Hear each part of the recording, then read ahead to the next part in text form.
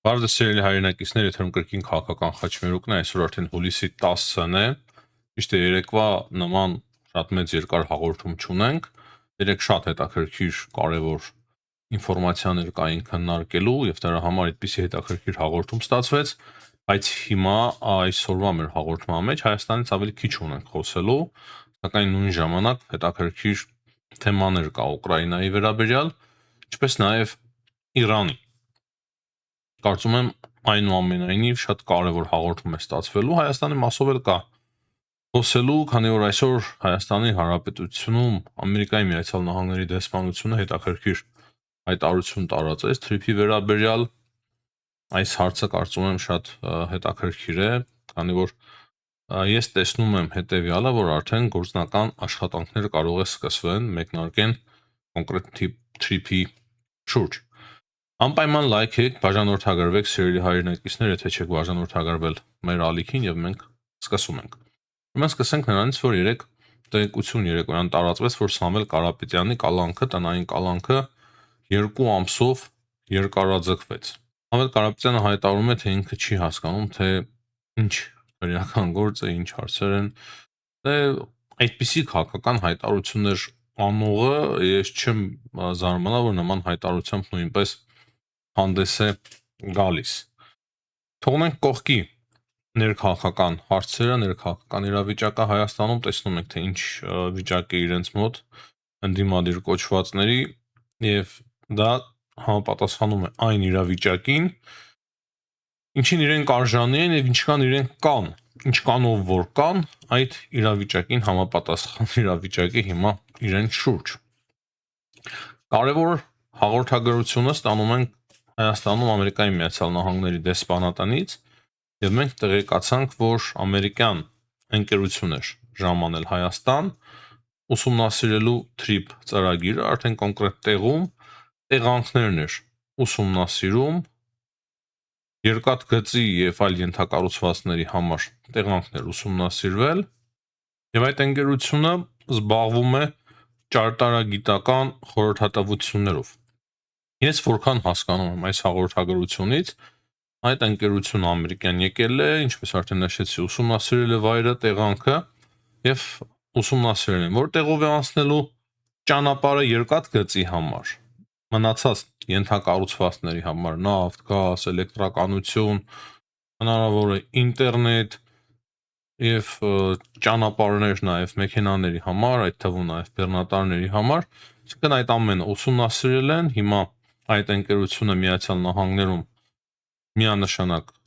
զեկույց կներկայացնի եւ Հայաստանի արդեն իշխանությունների կառավարության հետ մեկտեղ կմշակվի ծրագիր, թե ինչպես է եւ որտեղով է կոնկրետ իրականացվելու TRIP ծրագիրը, համապատասխան բյուջե կհատկացվի եւ կսկսեն գործերը իրականացնելը։ Ծրագիր նաեւ կմշակվի, թե ինչ փուլերով, ինչ ժամկետներով սկսվելու է մեկնարկելու եւ ինչ ժամկետներում ավարտվելու է փուլ առ փուլ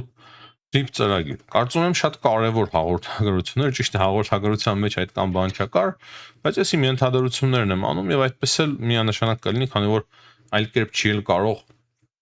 լինել։ Սա երկարաժամկետ, բավականին մեծ խոշոր ծրագիր է, փուլ առ փուլ այն կիրականացվի, բայց շատ կարևոր է, որ արդեն ճարտարագիտական խորհրդատվության այս ընկերությունը գործնական այցով եղավ Հայաստանում եւ հիմա արդեն գծագրներ կունենան, քարտեզագրում եւ այլն եւ այդպես շարունակ։ Հայաստանից այսքանը։ Հիմա խոսենք ինչ կա Ուկրաինայի շուրջ։ Այսօր Ուկրաինան կրկին կարողացել է բավականին ցավոտ հարվածներ հասցնել Ռուսաստանի խորքում։ Կարևոր է նշել, որ վառելիքի խնդիրը Ռուսաստանում օրեցօր ավելի է լարվում եւ մենք նաեւ ունենք այսօր այլ հետաքրքիր տեղեկություններ, որ Ռուսաստանը մտադիր էր ինչ որ ատոմային զենք նույնիսկ կիրառել, քանի որ հետաքրքիր հաղորդագրություն եղավ եւ Չինաստանը զսպել է։ Մանրամասն կխոսենք նաեւ այդ մասին, սակայն մինչեւ այդ կարևոր է նշել, որ Սարատովի նավթավերամշակման գործարանին այսօր Ուկրաինան հարված էր հասցրել։ Կարևոր է հասկանալ, որ այդ նավթավերամշակման գործարաններին Ուկրաինան արդեն կրկնակի հարվածներ է հասցնում եւ այսօր արդեն կրկնակի հարվածներ են հասցվել մի շարք նավթավերամշակման գործարանների Ռուսաստանում։ Եվ Reuters-ի տեղեկություններով այդ հարվածից հետո Սարատովի նավթավերամշակման գործարանը ընդհանրապես դադարեցրել է նավթի վերամշակումը։ Զելենսկին նաև տեղեկացրեց այսօր այն մասին, որ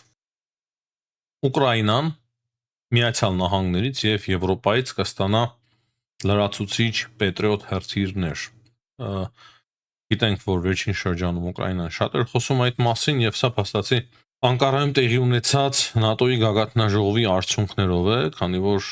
Զելենսկին ասում է, որ մեր թույլ տեղը հիմա պետրիոտ համակարգերն են, հրթիռների պակասը եւ հիմա Եվրոպայից գալիս են այդ հրթիռները, ինչպես նաեւ Միացյալ Նահանգներից, քանի որ Միացյալ Նահանգները փոխեցին իրենց դիրքորոշումը, այս մասին մենք նույնպես քննարկել ենք, արդեն գործնական փուլ է այդ ամենը մտնում։ Դրանից բացի խոսեցինք այն մասին, որ լիցենզիա ստացավ Ուկրաինան, հիմա ինքնուրույն է արտադրելու հրթիռներ եւ դրանից բացի ունի սեփական նաեւ համակարգեր հակաօդային պաշտպանության մշակված, որը որ ավելի էժան է, բայց նույնպես այդ ամենի համար պահանջվում է ֆինանսավորում, Ուկրաինան աշխատում է նաեւ այդ ուղղությամբ եւ ինչպես նշում է Զելենսկին, շատ ավելի էժան եւ էֆեկտիվ լուծում կլինի ուկրաինական լուծում հակահրթիռային պաշտպանությունը եւ որքան հասկացա նաեւ կա ֆրանսիական կարևոր տարբերակը դրա մասին եւս համացանցում շատ է խոսվում դերևս Ուկրաինան չի ունեցել այդ համակարգերից հակաօդային պաշտպանության, բայց որքան հասկացա Ֆրանսիան էլ է տրամադրելու Ուկրաինային իր հակաօդային պաշտպանության հրթիռները։ Մեր լույսերը ցավոք սիրելի հայրենակիցներ կրկին անջատեցին, վերջերս շատ են ճախակի դարձել լույսերի անջատումները, բայց մենք շարունակում ենք մեր այսօրվա հաղորդումը, ուրեմն երեք հետաքրքիր հայտարարությամբ է հանդես եկել Սերգեյ Լավրովը, ասում է, որ այն հայտարարություններից հետո, որոնք որ մենք տեսանք, ասացի իմաստը դա է ՆԱՏՕ-ի գագաթնաժողովի ժամանակ, այլևս Ռուսաստանը չի հավատում, որ Արևմուտքը պատրաստ է խաղաղ ձևով ինչ որ կարգավորել ռուս-ուկրաինական պատերազմը, այսինքն արդեն իրենք չեն հավատում այն բանակցություններին, իրենց անկեղծությանը, որը որ նախկինում իբր հավատում էին, այսինքն սա նշանակում է այն, որ ինչու համար եմ սա ասում, վերջի վերջո ռուսները հասկանում են մեկ բան, որ Միացյալ Նահանգների դիրքորոշման մեջ լուրջ փոփոխություններ տեղի ունեցան, շատ լուրջ փոփոխություններ տեղի ունեցան եւ իրենք արդեն հաշվի են նստում իրականության հետ։ Մենք տեսնում ենք հերթով գամ հավաքել եմ տեղեկություններ, մենք տեսնում ենք համագործակցությունը Ուկրաինայի, Ադրբեջանի եւ Թուրքիայի միջև։ Զելենսկին այդ մասին խոսեց, որ Ուկրաինան Թուրքիայի հետ եւ Ադրբեջանի հետ համագործակցություն է սկսում եւ հատկապես պաշտպանական ոլորտում։ Տեսնես ուր է մտել Մարիա Զախարովան։ Մարիա Զախարովան չի տեսնում Զելենսկիի այս հայտարարությունը եւ այն իրականությունը, որի մասին մենք վաղուց խոսել ենք։ Ադրբեջանը եւ Թուրքիան, հատկապես Ադրբեջանն է կարևոր, քանի որ հետ խորհրդային երկիր է, շատ ցավոտ է արձագանքում Զախարովան ամեն մի անհեթեթության, իսկ տեսնում ենք հիմա Ադրբեջանի եւ Ուկրաինայի միջև ռազմական ոլորտում կոնկրետ համագործակցություն։ Զելենսկիի հայտարարությունը։ Եվ լուր է Մարիա Զախարովան, լուր է Ռուսաստանի Դաշնությունը։ Նա կոնկրետ Զելենսկին շնորհակալություն է հայտնել Ադրբեջանին եւ Թուրքիային, ասում է մանրամասները ես չեմ ուզում նշել, բայց մենք շատ արագ առաջ ենք շարժվում։ Ես կարծում եմ դուք արդեն ձեր ենթադրությունները անում եք, թե ինչի մասին է խոսքը, ինչի մասին է խոսում Զելենսկին։ Նաև ես բազմիցս ասել եմ, որ Հայաստանը նույնպես պետք է կարևոր պայմանագրեր ունենա հիմա Ուկրաինայի հետ, քանի որ ուկրաինական ԱԹՑ-ները իրոք հրաշք են գործում Ռուսաստանի օդում, Ռուսաստանին պարտադրում են խաղաղություն։ Մեզ պետք է շատ բան սովորել Ուկրաինայից, եւ ես կարծում եմ, որ Զելենսկին մեծ հաճույքով նման պայմանագրեր կկնքի Հայաստանի հետ։ Հապկը խոչընդոտ է։ Իհարկե, լուրջ խոչընդոտ է դրա համար։ Միշտ էլ ասել ենք հապկից պետք է հեռանալ։ Ուրեմն, շարունակում ենք մեր հաղորդումը եւ նշեմ, որ այսօր ուկրաինական դրոնները շատ ցավոտ հարվածներ են հասցրել Ռոստովի մարզում, Տագանրոգում ուկրաինական ԱԹՍ-ների հարվածի հետևանքով այսօր հրդեհ է բռնկել Տագանրոգի Ուրգան նեֆտ-պրոդուկտ նավահանգստային տերմինալում։ Դրանից բացի այսօր շատ ծանր իրավիճակ էր նաև Մոսկվայի օդում, Դամադեդովո օդանավակայանը շատ հաճախ դադարեցնում էր իր աշխատանքը։ Հետո ստացանք տեղեկություն, որ ուկրաինական դրոններին չեն կարողացել զսպել Մոսկվայում, չնայած որ շատ հակաօդային պաշտպանություն էին լցրել վերջին օրերին Մոսկվայում, բայց այնուամենայնիվ կրկնակի այսօր հարված է հասցրել Ուկրաինան իր ԱԹՍ-ների միջոցով Կապոտնյա նավթավերամշակման գործարանի մոտակայքում։ Այսինքն ռուսական հակաօդային պաշտպանությունը անզոր է փաստացի գտնվել եւ Ուկրաինան կրկին կարողացել է հարված հասցնել Մոսկվայում։ Մոսկվայում նաև այսօր հայտարարել են, որ բավականին լուրջ դրոնային հարձակման վտանգ կա, դրա համար խորհուրդ են տվել մարդկանց հնարավորինս քիչ գալ դուրս տներից։ Փաստացի ահա այդ իրավիճակն է այսօր Ուկրաինայում։ Կարևոր է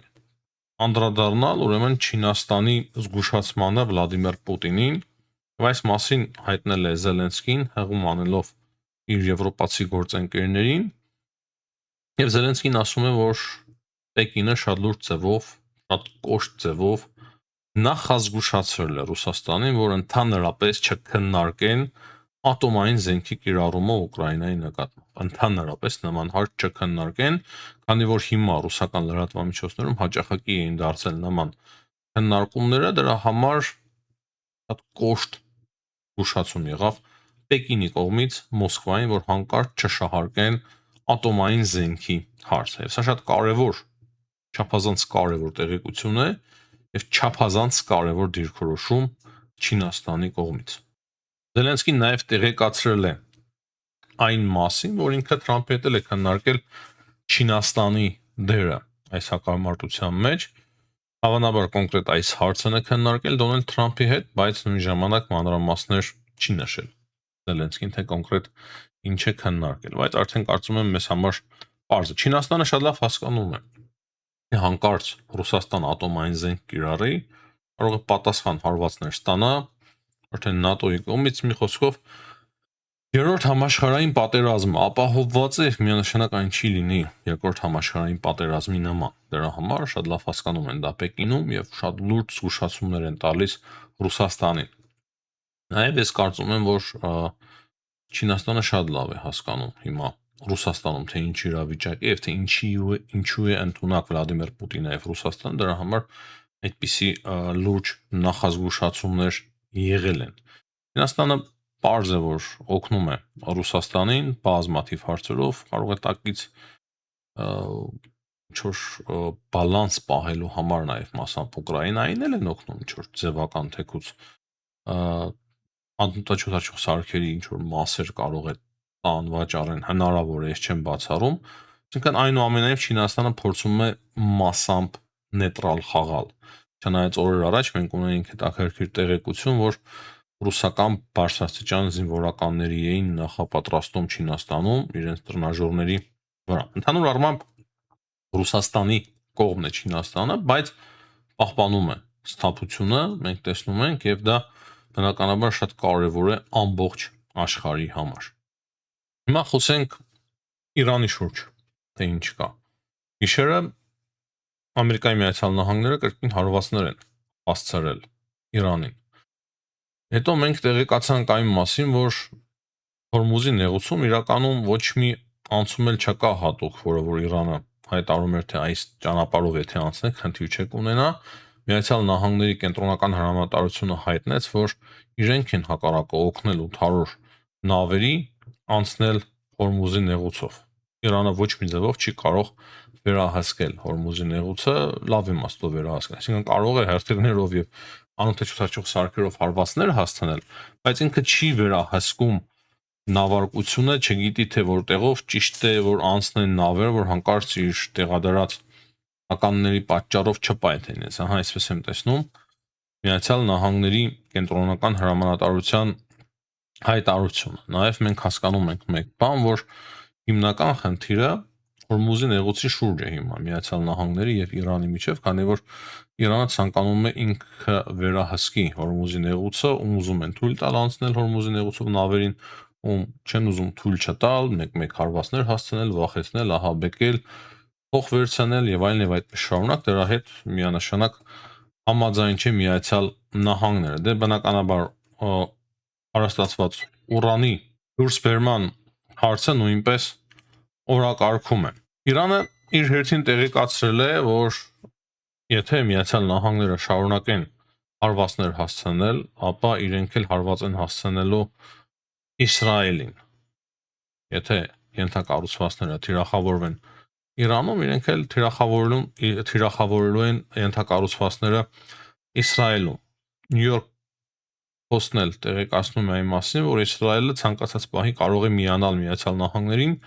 այս նոր ռազմական գործողությունների մեջ, ուղղակի սպասում է Միացյալ Նահանգների թույլտվությանը, որպեսզի ինքը նույնպես միանա այդ ռազմական գործողությանը։ Դրանից բացի